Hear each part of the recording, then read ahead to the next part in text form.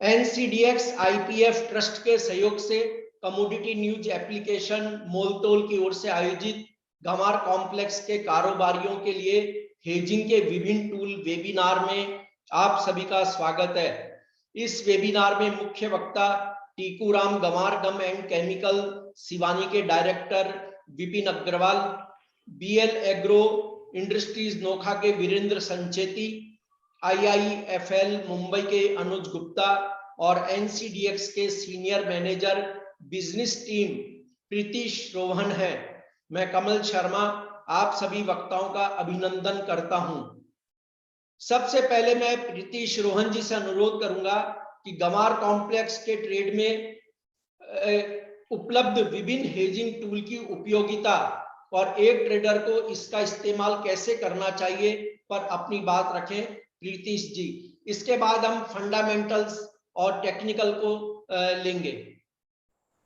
Thank you sir. आप सभी को नमस्कार। Vipin sir, Virendra sir and Anuj sir, आप लोगों को मेरा नमस्कार। मैं sir as an exchange representative में बताना चाहूँगा कि जो हमारे पास टूल है आज के टाइम पे ग्वार सीड और ग्वार गम हेज करने के लिए, वो हमारे पास फ्यूचर्स कॉन्ट्रैक्ट ऑलरेडी अवेलेबल है जो एक माध्यम है। इसके अलावा एक्सचेंज ने अभी ग्वार इंडेक्स एक लॉन्च किया है ग्वारेक्स के नाम से, एंड ग्वार सीड ऑप्शंस हैं जो हमारे पास अवेलेबल है, जो दो अन्य टूल हैं। ये दोनों प्रोडक्ट हमारे पास लॉन्च थे, बट इसके अंदर में अभी एक्सचेंज ने लिक्विडिटी स्कीम के थ्रू लिक्विडिटी प्रोवाइड की है ताकि जो पार्टिसिपेंट्स इसमें काम कर पाए वो कहीं फंसे नहीं, एंट्री एग्जिट उनके लिए सामान्य रहे। तो ये जो टूल है इसके बारे में थोड़ा सा ब्रीफ करना चाहूंगा। जैसे ग्वारेक्स वो एक इंडेक्स है जिसके अंदर की अगर एक लॉट के अंदर में 7-7 टन सीड है और 3 टन गम है, तो खासकर ये जो टूल है इसके अंदर ये 2-3 विशेषताएं वो थोड़ा शेयर करना चाहूंगा। सबसे पहली बात कि इसके एक लॉट के अंदर आप सीड और गम दोनों ही आ जाते हैं। दूसरी चीज, ये एक कैश सेटल कॉन्ट्रैक्ट है, तो जो पार्टिसिपेंट्स खासकर जो ट्रेड करना चाहते हैं इस कॉम्प्लेक्स में और डिलीवरी सेंटर से दूर हैं, तो उनको एक माध्यम प्रोवाइड किया है कि वो इसमें ट्रेड कर सकते हैं, क्योंकि ये कैश सेटलमेंट और डिलीवरी की कोई इसमें दिक्कत नहीं आएगी। तीसरी चीज कि इसके अंदर मार्जिन जो हैं वो थोड़े से सीड और गम जो हमारा अंडरलाइंग फ्यूचर्स कॉन्ट्रैक्ट है उससे कम रहता है। तो ये कुछ इसकी विशेषताएं, और इससे ज्यादा पार्टिसिपेंट्स जो उस प्रोडक्ट को ट्रेड करना चाहते हैं वो भी इससे जुड़ सकते हैं इस माध्यम से। दूसरा है सर ग्वासीड ऑप्शंस। ऑप्शंस एक टूल और है जिसमें हमने काफी सुना है कि इक्विटीज में भी काफी लोग ट्रेड करते हैं, कमोडिटीज में भी ये काफी जगह ट्रेड हो रहा है। तो एक्सचेंज पे ये ग्वार सीड का जो ऑप्शंस है उसके अंदर में भी ट्रेड करने से 2-3 फायदे हैं। जैसे कि यहाँ पे सिर्फ अगर हम देखें तो कोई भी हेजर या प्रोसेसर सिर्फ एक मिनिमम प्रीमियम अमाउंट दे करके अपनी पोजीशन को हेज कर सकता है। इसके अंदर में उसका लॉस एक लिमिटेड होता है, खासकर वो प्रीमियम जिस तरीके से हम इंश्योरेंस लेते हैं लाइफ इंश्योरेंस, तो उसमें हमारा प्रीमियम जो होता है वो लगता है। तो दैट इज सिर्फ कि वो प्रीमियम अमाउंट जो है वही हमारा रिस्क होता है। इसके अलावा अगर देखा जाए तो हम प्राइस मूवमेंट से पूरी तरह सिक्योर हो जाते हैं। इसके एक फायदे और हैं कि अगर मार्केट दूसरी डायरेक्शन में जाता है तो वो हमारे लिए खुला रहता है। फॉर एग्जाम्पल अगर किसी के पास सीट पड़ा है और वो पुट ऑप्शन बाई कर लेता है तो डाउनवर्ड रिस्क है वो सीमित हो जाता है क्योंकि वो उसका हेज हो जाता है। और अगर मार्केट वहां से अपसाइड जाता है तो वो पूरी अपसाइड जाने का तो उसके लिए पूरा मार्केट खुला है, तो उस हिसाब से वो इसकी बेनिफिट उठा सकता है। तो और इसी तरह से कॉल ऑप्शन है, अगर वहां पे भी किसी को हेज करना है तो अगर किसी को सीड लेना है तो वो कॉल ऑप्शन के थ्रू ले सकता है। वहां पे अगर मार्केट डाउनवर्ड जाता है तो सिर्फ उसका प्रीमियम का ही नुकसान है, बाकी मार्केट अगर अपसाइड जाता है तो उसके लिए वो फायदा है क्योंकि उसको लोअर प्राइस पे सीड अपना उसने लॉक कर लिया प्राइस का। और डाउनवर्ड जाता है तो प्रीमियम के अलावा बाकी जितना नीचे आता है द मार्केट ओपन है उसके लिए, वो नीचे से जिस भाव पे भी जा रहा है वहां से वो प्रोक्योर कर सकता है। सो इन ब्रीफ मैं यही बताना चाहूंगा कि ये भी एक हेजिंग का टूल है। ये दोनों एक नए टूल है जो एक्सचेंज ने लाया है डिफरेंट टाइप ऑफ पार्टिसिपेंट्स के लिए। Thank you sir. जी धन्यवाद प्रीतिश जी, आपसे हम आगे भी चर्चा जारी रखेंगे, लेकिन अब हम गमार सीड और गमार गम के फंडामेंटल की चर्चा पर आ रहे हैं। विपिन जी, शुरुआत में आपसे इसकी करूंगा कि चालू मार्केटिंग वर्ष का अब तक का समय गमार सीड और गमार गम कारोबार के लिए कैसा रहा आपकी नजर में? नमस्कार जी, मैं सभी दर्शकों को गुड इवनिंग, साथ में पैनल को भी। ग्वारगम का जब देखें तो पिछले 4-5 साल से काफी स्टेबल मार्केट चल रहा था, लगभग 3500 से 4000 के रेंज में बाउंड था। लेकिन पिछले 4-5 महीने में इतना सडन स्पाइक हुआ प्राइसेस में ड्यू टू क्रॉप शॉर्टेज। बरसात हुई नहीं, क्रॉप का साइज कम रहा, सडन स्पाइक हुआ अक्टूबर में, जिसके प्राइसेस जो 4000 के भाव में रेंज बाउंड था 3800-4000, उस सडन स्पाइक हो गया 7000 रुपये एनसीडेक्स में हो गया। अगर फिजिकल मार्केट में देखेंगे तो अगर हरियाणा में 2-3 मंडीज में 12,000 तक बिक गया था ये पर्टिकुलर 2 या 3 दिन। तो सडन स्पाइक हुआ ये ड्यू टू शॉर्टेज ऑफ ग्वार सीड। फसल कम के आंकड़े जो हमारे सेमिनार होता है 2 अक्टूबर को ग्वार सेमिनार जयपुर किया था हमने एथनिक ग्रुप ने एनसीडेक्स के साथ मिलकर, और मापबल भी साथ में था हमारे। तो जो आंकड़े दिए थे हमने उसमें क्रॉप साइज हमने 40 से 50 लाख बोरी का दिया था। तो वो आंकड़ों के ऊपर काफी स्पाइक हुआ मार्केट में, भाव काफी बढ़ गए थे। अगर आप टू द प्रिसाइज बात करें तो जून में जो भाव 4042 के थे, अक्टूबर में वो 7025 टच हो गया था फिजिकल एनसीडीएक्स में। और अभी जो भाव चल रहे हैं वो भाव चल रहे हैं लगभग 6062 के रेंज में भाव चल रहे हैं। लेकिन 4-5 साल से जो मार्केट टिकी हुई थी या अंडर वैल्यूड था जो ग्वार सीड, वो कुछ फायदा हुआ इंडस्ट्री में। अगर इसी बात में करें ग्वारगम के जो भाव चल रहे थे 6000 के आसपास प्री कोविड में, कोविड टाइम में, वो 13,300 रुपये हाईएस्ट भाव बन गए थे 3 महीने पहले। अगर आप अराइवल की बात करें, अभी 2.5 से 3 महीने में जो क्रॉप सीजन होता है उसमें लगभग 25 से 30 लाख बोरी ग्वार की अराइवल आ चुकी है, जो नया ग्वार आया है। लेकिन ड्यू टू बैड क्वालिटी इस बार बरसात लेट हुई है, उसमें कालापन ज्यादा हो गया ग्वार में, डिसकलर हो जाता है ग्वार, काला पीला, उससे क्वालिटी ज्यादा खराब हुई है। क्वांटिटी में कोई दिक्कत नहीं आई जी। धन्यवाद विपिन जी। Virendra ji, current financial year में गंवार गम का निर्यात कैसा रहा और आने वाले समय में किस तरह की संभावनाएं दिखाई देती है? नमस्कार कमल जी, नमस्कार सभी भाइयों को। सर, इस साल जैसे हम इसे फाइनेंशियल ईयर के रूप में नहीं लेके हम इसे क्रॉप ईयर के रूप में लेते हैं। क्रॉप ईयर जैसे लास्ट क्रॉप ईयर अक्टूबर 2020 से सितंबर 2021 तक, जिसमें टोटल एक्सपोर्ट हुआ था ग्वारगम और पाउडर मिलाकर 2,71,252 मेट्रिक टन का, जो कि पूरे साल का average monthly export 22,500 metric ton बैठता है। जो कि इस क्रॉप ईयर के 3 महीनों का अगर अपन देखते हैं, अक्टूबर, नवंबर, दिसंबर, इन 3 महीनों का टोटल एक्सपोर्ट हुआ है 74,500 मेट्रिक टन, जो कि पिछले साल इन्हीं 3 महीनों में 54,000 मेट्रिक टन था। जो आंकड़ों के हिसाब से इसमें 20% का इजाफा हुआ है, जो मुझे लगता है ये आने वाले साल में 15 से 20% इजाफा पूरे साल देखने को मिलेगा। यानी आपका कहना है वीरेंद्र जी कि आने वाला समय एक्सपोर्ट के लिए बहुत अच्छा रहेगा? बिल्कुल सर, लगता है, क्योंकि सर इसमें एक रीजन ये भी है कि जो 2014 के बाद में क्रूड ऑयल के प्राइस है वो अभी तक हाई भाव पे है। ये एक बहुत सपोर्ट कर रहा है। जो यूएसए की डिमांड कम हो गई थी वो धीरे धीरे निरंतर बढ़ रही है। जी विपिन जी, कि गंवार गम की मुख्य मांग ऑयल ड्रिलिंग सेक्टर से आती है, अभी कैसी मांग है इस सेक्टर से? अब जबकि क्रूड के दाम भी हम देखें तो काफी ऊंचे हैं और यूएस में रिग्स की संख्या में इजाफा हुआ है। सर, जो भी एक्सपोर्ट अपने इंडिया से करते हैं, जनरली जो रेशियो रहता है फूड सेक्टर का और ऑयल ड्रिलिंग सेक्टर का, 30% के आसपास फूड इंडस्ट्री में जाता है और 70% के आसपास ऑयल ड्रिलिंग सेक्टर में यूज होता है। अगर पिछले साल की बात करें, लगभग 3,000 टन के आसपास एक्सपोर्ट होता है अपने इंडिया से फाइनेंशियल ईयर में। इसमें 1 लाख टन के आसपास तो फूड सेक्टर में जाता है, 2 लाख टन के आसपास ऑयल ड्रिलिंग में जाता है। अगर आप प्राइसेस की बात करें, डिमांड की बात करें, ऑयल क्रूड रिग्स जो होते हैं, रिग काउंट्स हैं और प्राइस, जनरली हम इसको कोरिलेट करते हैं। जैसे जैसे रिग काउंट्स बढ़ते हैं वैसे वैसे प्राइसेस इंक्रीज होते हैं। ये कोई 100% फॉर्मूला नहीं है, लेकिन टेंटेटिव एक फॉर्मूला है। रिग्स इंक्रीज होंगे तो प्राइसेस, डिमांड इंक्रीज होती है।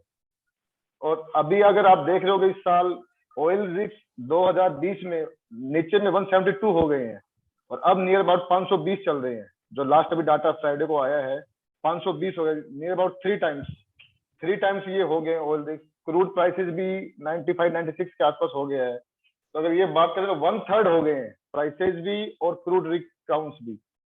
तो हमें डिमांड की जैसे जैसे रिग काउंट्स बढ़ेंगे तो अपना डिमांड नियर अबाउट 20 से 30% इंक्रीज होनी चाहिए ऑयल ड्रिलिंग में। मेन जो बूस्ट प्राइसेस में आता है ऑयल गुआरगम इंडस्ट्री में, वो ऑयल इंडस्ट्री से ही आता है। फूड इंडस्ट्री तो डिमांड स्टेबल रहती है। अच्छा सर, यहाँ पर एक बात आई आती है कि फूड सेक्टर की चर्चा हुई है, तो फूड सेक्टर में कैसी डिमांड बनी हुई है? क्या फूड सेक्टर का खरीद रेशो बढ़ा है या इजाफा देखने को नहीं मिला है?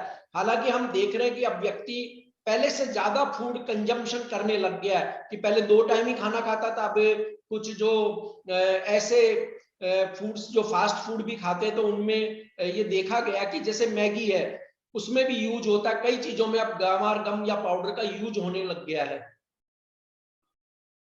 राइट, ये फूड सेक्टर में डिमांड इंक्रीज हो रही है, लेकिन एज कंपेरेटिव टू प्राइस जो पहले 6 से 7 हजार रुपए भाव चल रहे थे ग्वार गम के, उसमें ज्यादा डिमांड थी। अब धीरे धीरे ऑयल सेक्टर में ज्यादा आ रही है, फूड में स्टेबल डिमांड आ रही है, ज्यादा इंक्रीमेंट नहीं आ रहा उसमें due to prices.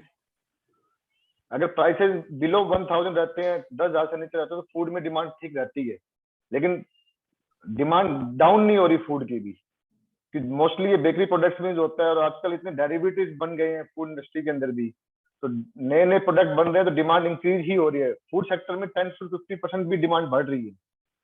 Oil sector के साथ साथ फूड सेक्टर में भी बढ़ रही है 10 से 15%। तो रेगुलर डिमांड मेंटेन है वो। और विपिन जी, चूरी कोरमा की क्या स्थिति है डिमांड को लेकर के, और किस तरह से आप उसमें संभावनाएं देखते हैं, जबकि हम ये भी देखते हैं कि सभी कैटल फीड के प्राइस काफी ऊंचे बने हुए हैं?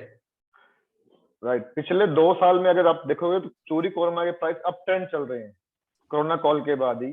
गुआरगम प्राइसेस तो स्टेबल थे, लेकिन कोरोना चूरी और कोरमा जो उसके बाई प्रोडक्ट है, जो 70% ये निकलता है बाई प्रोडक्ट इसका, उसके प्राइस काफी अप चल रहे हैं। कोरमा नियर अबाउट रो कोरमा जो बोलते हैं 5,000 रुपए 5,200 रुपए बिका है कुंटल का, और चूरी नियर अबाउट 38 से 40 रुपए बिकी है। अभी इनकी डिमांड कंटिन्यू ठीक है, लेकिन इस साल ड्यू टू ब्लैक ग्वार, काला ग्वार होने के कारण चूरी कोरमा में डिमांड थोड़ा स्लैगिश है। डिमांड इतनी नहीं आ रही, कैटल फीड इतना नहीं बिक पा रहा, क्योंकि किसा रंग काला हो जाता है, काले रंग के चक्कर में ये ज्यादा नहीं बिक पा रही, थोड़ी डिमांड कम है अब इस रिसेंट सिनेरियो में। महीने बाद इसका डिमांड आना चाहिए, गर्मियों में डिमांड रहता है इसका। अच्छा, और वीरेंद्र जी, आपने जैसे गमार गम के डेटा दिए, उस तरह चलिए हम फसल वर्ष की भी बात करें तो कोरमा की निर्यात मांग कैसी रही, संभावना क्या है, और किस तरह के डेटा आए हैं सामने?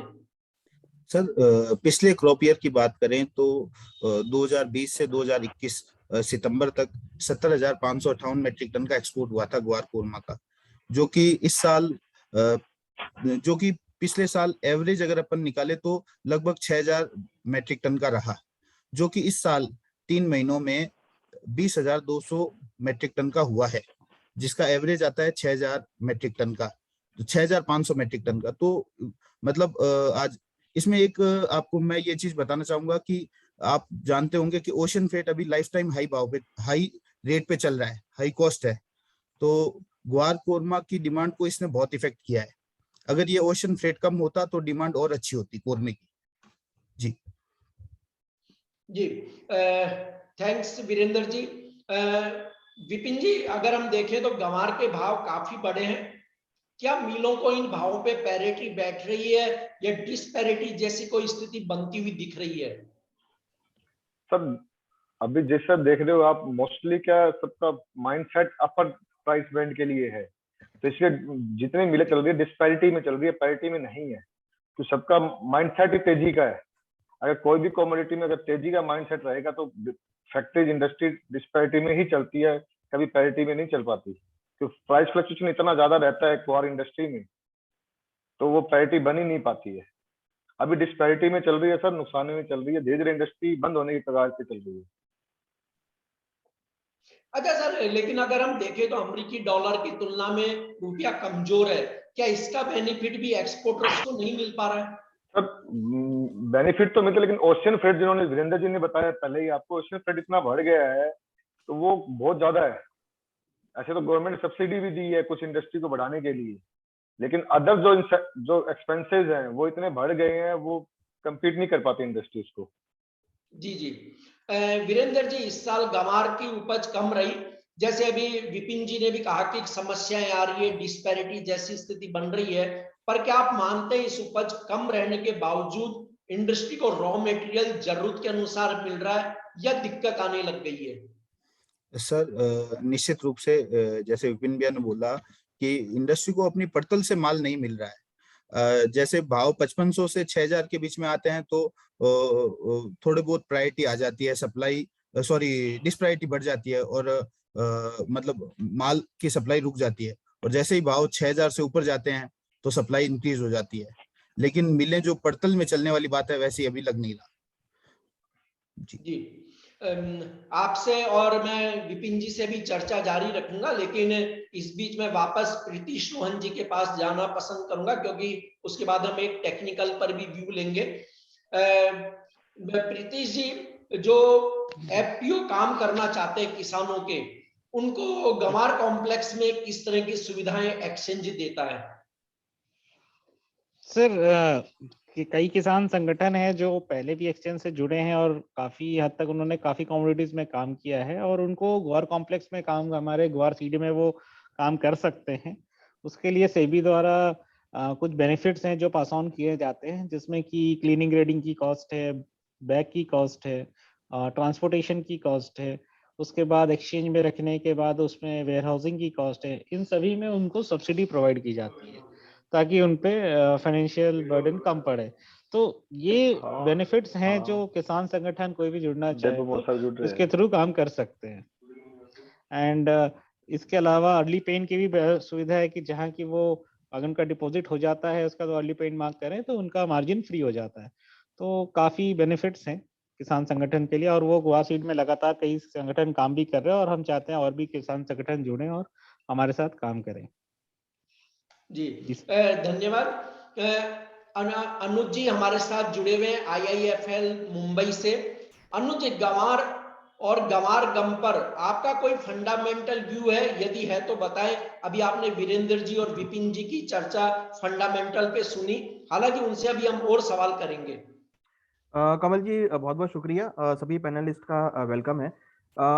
देखिए, फंडामेंटल साइड जाएं तो अगर हम ग्वार के प्राइस को ट्रैक करें तो हमें देखते हैं कि जब भी इसमें हाई बनता है तो एक सेलिंग प्रेशर बहुत तेजी से आता है, क्योंकि जो होल्डिंग है पुराना काफी ग्वार, तो वो मार्केट में आना स्टार्ट हो जाता है। तो वही हमने देखा। अगर आप इसके प्राइस फॉर्मेशन को देखेंगे तो 2015 से काफी समय से कंसोलिडेशन फेज में रहा था। 5500 के आसपास तक ये भाव जा रहे थे और एक सेलिंग प्रेशर आ रहा था। बट 2021 में हमने देखा है कि जो 5500 का लेवल था वो मार्केट ने यहाँ पर ब्रीच किया है, और अब ये जो है 6000 के घर में जा चुका है।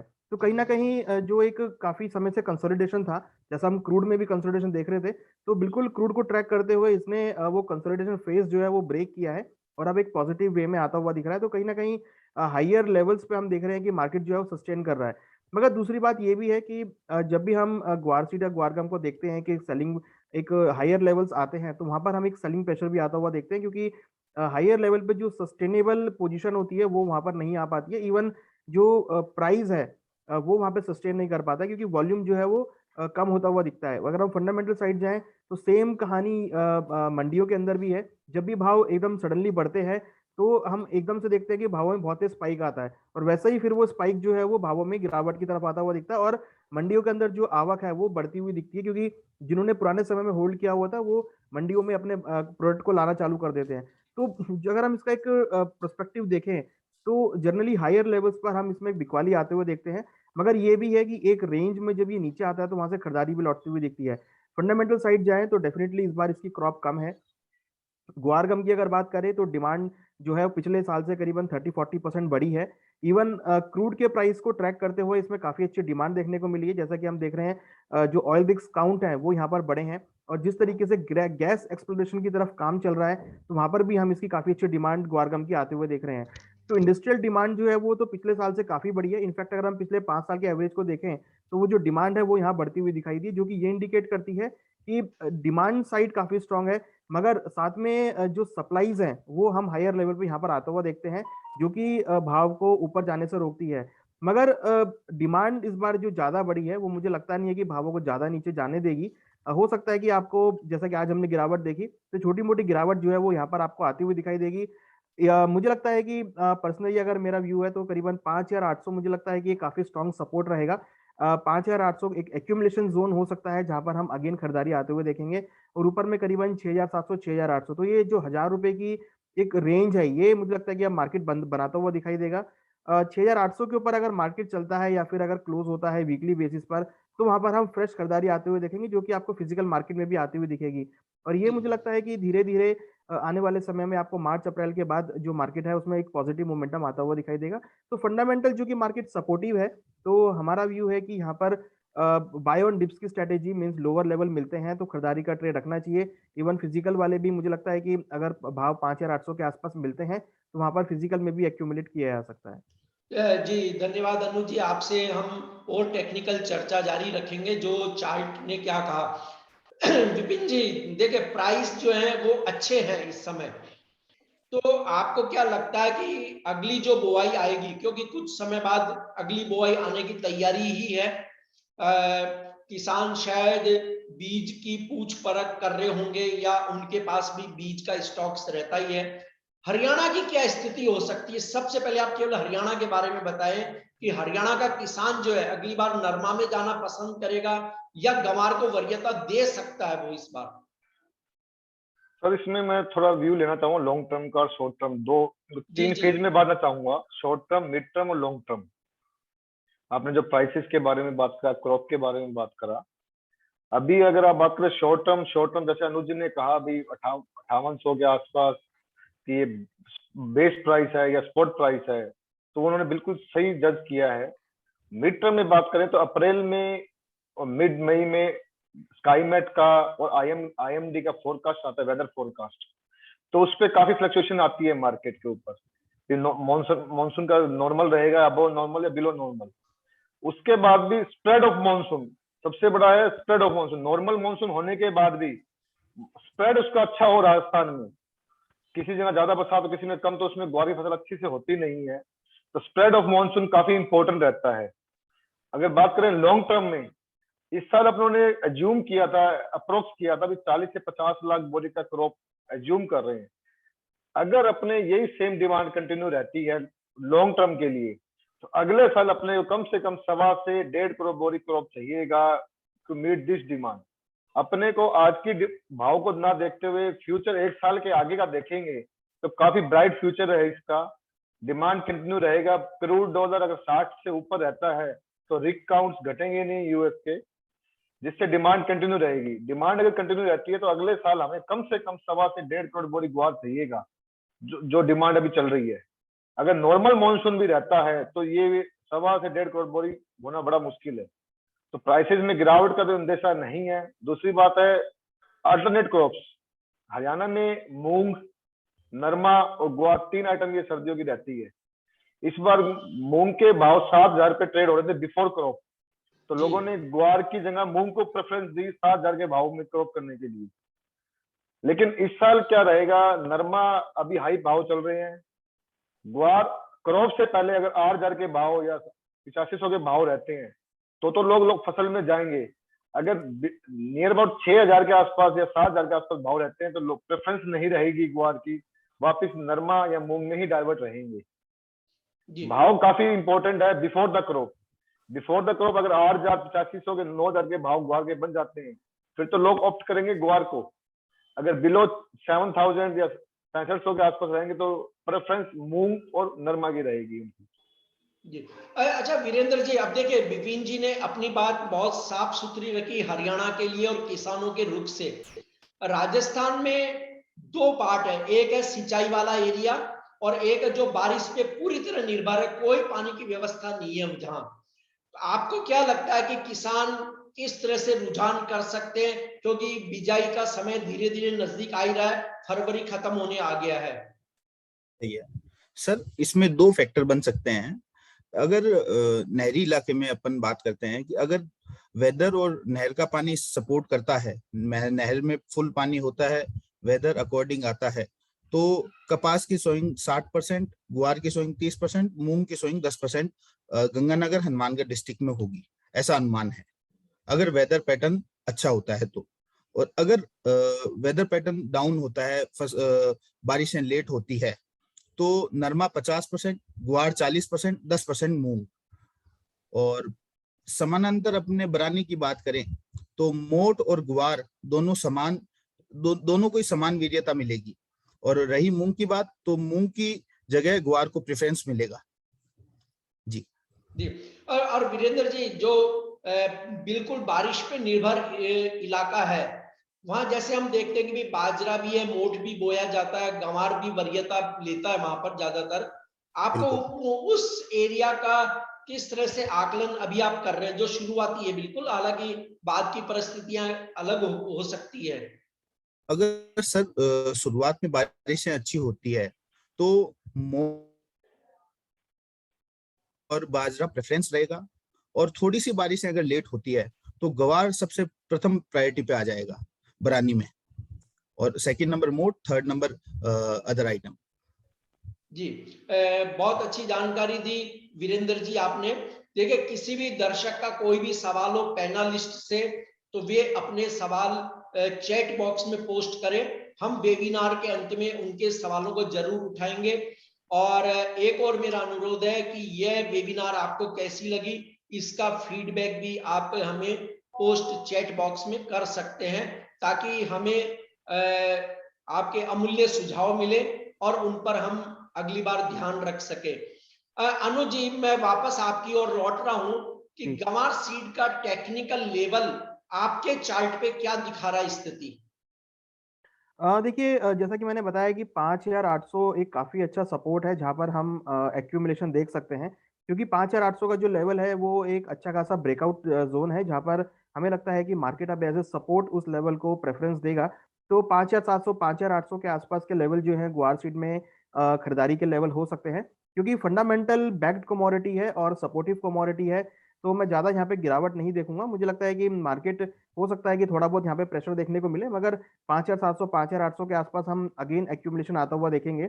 इंपॉर्टेंट है कि आगे जो तेजी आनी चाहिए वो 6800 के लेवल के ऊपर तेजी यहाँ पर रहना चाहिए। अगर 6800 ब्रेक होता है तो यहाँ पर हम उसको अच्छी और तेजी यहाँ पर आते हुए देखेंगे। तो ये जो लेवल है 5700 से लेकर 6800 के बीच में, इस ट्रेडिंग रेंज को माइंड में रखें।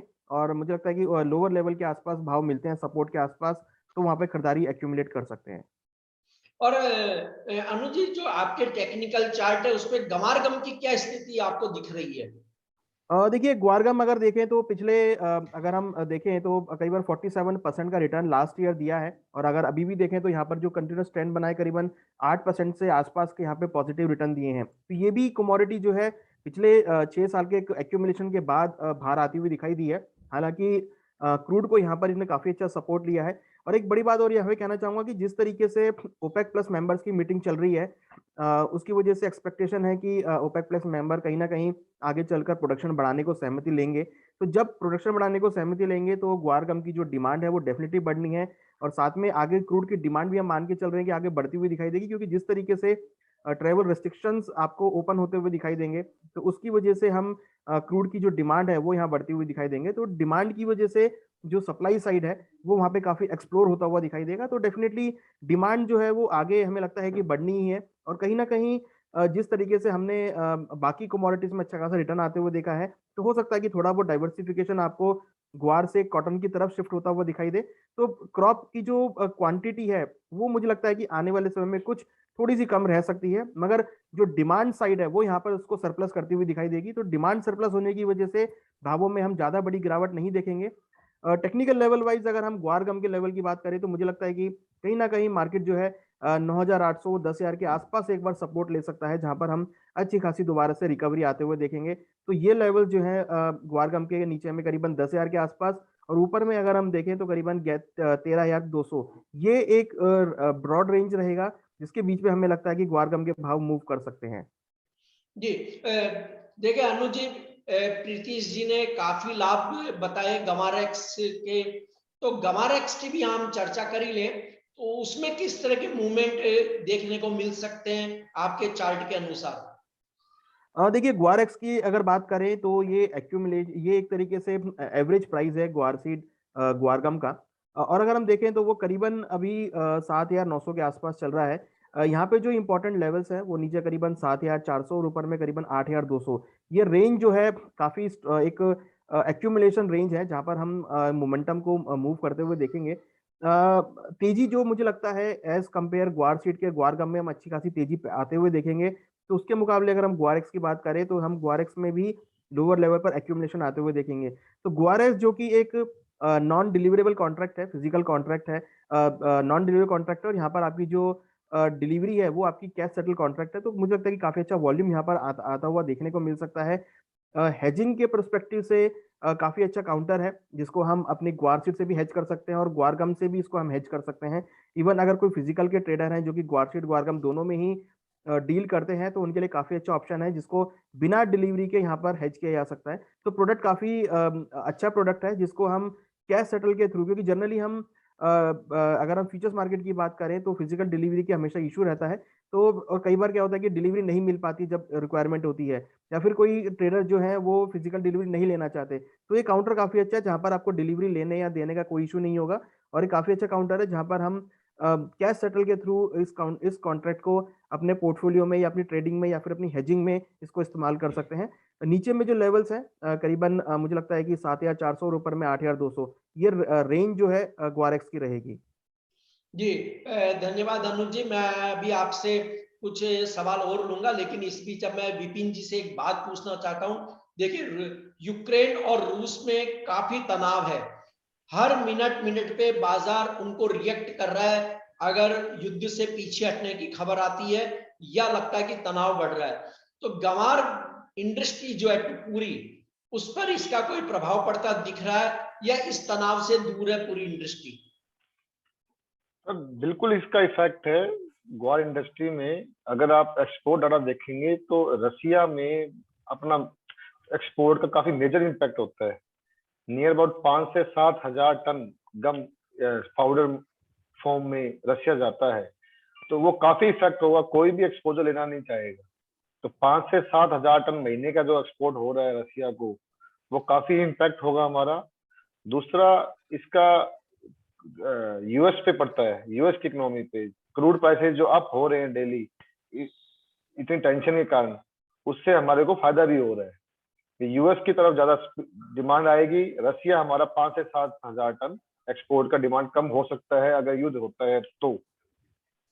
जी और आपसे विपिन जी एक बहुत अहम सवाल है, क्योंकि आप गंवारगम इंडस्ट्री से ही जुड़े हुए हैं।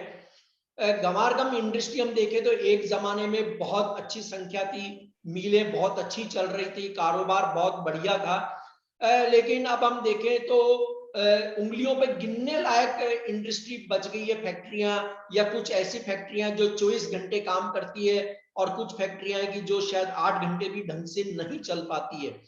सर रोजगार का ये बहुत बड़ा साधन है किसानों के लिए, ट्रेडर्स के लिए, मिलर्स के लिए, एक्सपोर्टर के लिए। इस इंडस्ट्री के हालात सुधारने के लिए आप क्या सुझाव देना चाहेंगे कि जिन पर ध्यान दिया जाए तो यह इंडस्ट्री फिर अपनी पुरानी खोई हुई रौनक की ओर लौट सकती है? तो अगर अपने ग्वारगम प्रोडक्ट की बात करें, ये मोनोपोली है पूरे वर्ल्ड में।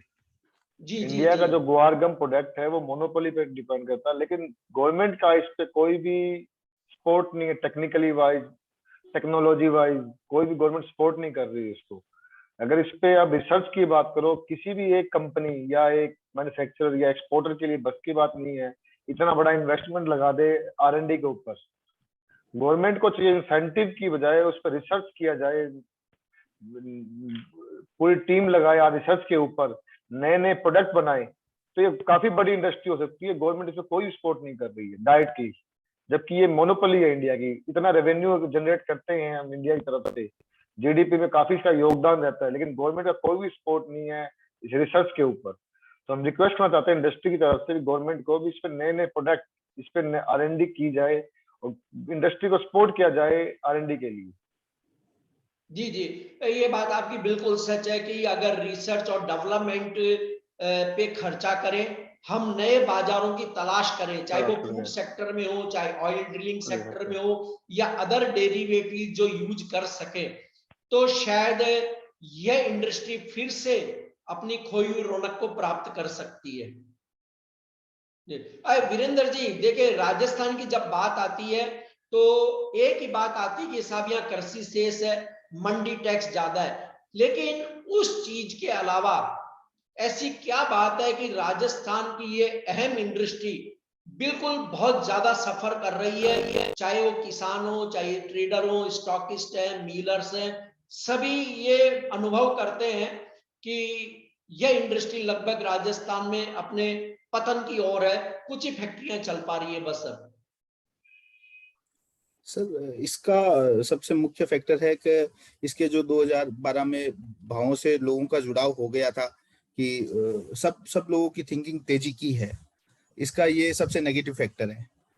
सभी लोगों के पास स्टॉक है, सब बुक्ड हो रखे हैं अपने हिसाब से, सबने स्टॉक ले रखा है, चाहे वो मिलर हो, ट्रेडर हो, किसान हो, व्यापारी हो, सब इसके स्टॉक से दुखी हैं। ये अगर स्टॉक नहीं हो, हैंड टू माउथ चलता रहे इंडस्ट्री, तो ये इंडस्ट्री बहुत अच्छी है, पर ये स्टॉक के कारण ये सारा खेल गड़बड़ हो रहा है। जी जी विपिन जी, अब यहाँ पर देखिए, वही दूसरी बात मैं आपसे यही पूछना चाह रहा हूँ कि कृषि शेष, कृषि मंडी शुल्क, इनकी बातें आती है हमेशा, क्या आपको लगता है कि यही कारण है इंडस्ट्री के बैठने का, या ये एक छोटा सा ही कारण है लेकिन हल्ला इसका ज्यादा होता है? टू बी वेरी फ्रैंक, ये कोई फर्क नहीं पड़ता इंडस्ट्री को 1% 2% से। जी जी जी, अगर डिमांड अच्छी हो तो सब कुछ पॉसिबल है। क्रूड प्राइसेस अगर आप देखो पिछले साल नेगेटिव चले गए थे, माइनस में, और अब देखो 96 95 चल रहे हैं। अगर डिमांड है तो प्राइस को बढ़ना ही पड़ेगा, डिमांड आने पे प्राइस अपने आप बढ़ेगा, अपने आप वो रास्ता ढूंढेगा। ये जो सेस लगे, ठीक है, ये कुछ इफेक्ट करती है, लेकिन स्टेट वाइज है, हरियाणा में कम है, राजस्थान में ज्यादा है, लेकिन अगर इंटरनेशनल मार्केट में देखिए इसका कोई इफेक्ट नहीं पड़ता इसका।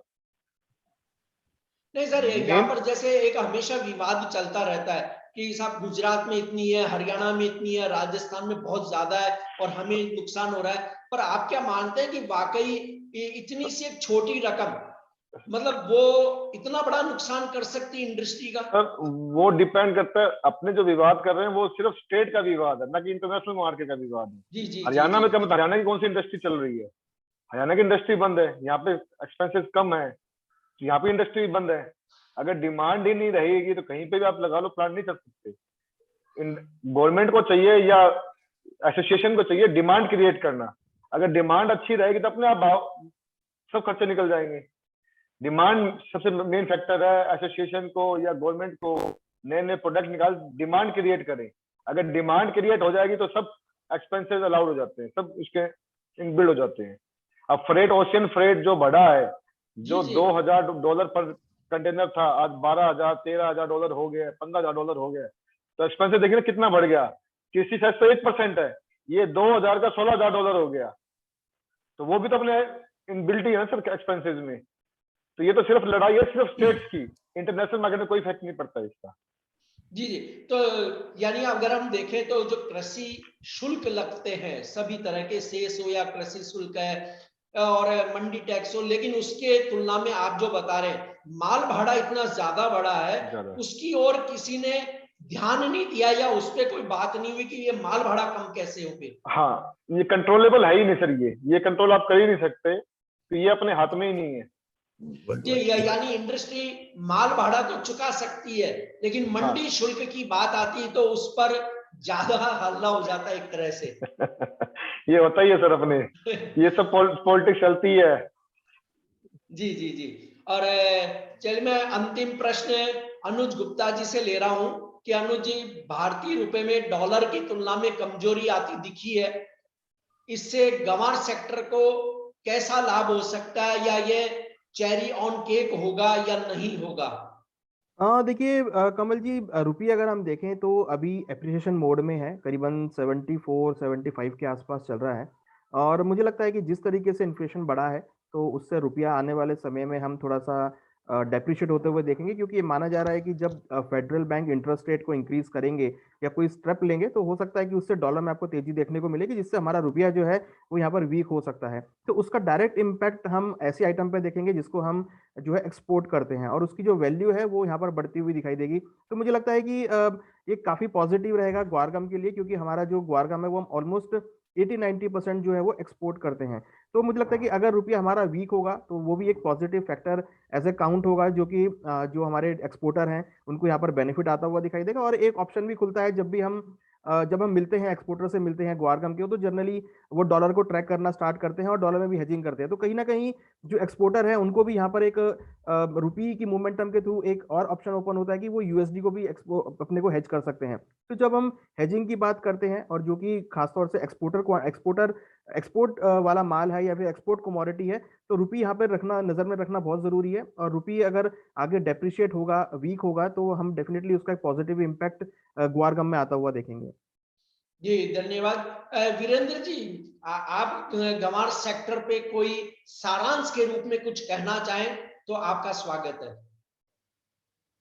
सारांश के रूप में सर ऐसा ही है कि क्रॉप आने वाले साल में अच्छी होगी तो इंडस्ट्री और अच्छी चलेगी, डिमांड भी और अच्छी होगी। इस साल क्रॉप कम थी, इसलिए इंडस्ट्री को फायदा नहीं हुआ। इंडस्ट्री तेजी जरूर आई है, लेकिन इंडस्ट्री रनिंग कंडीशन में नहीं है।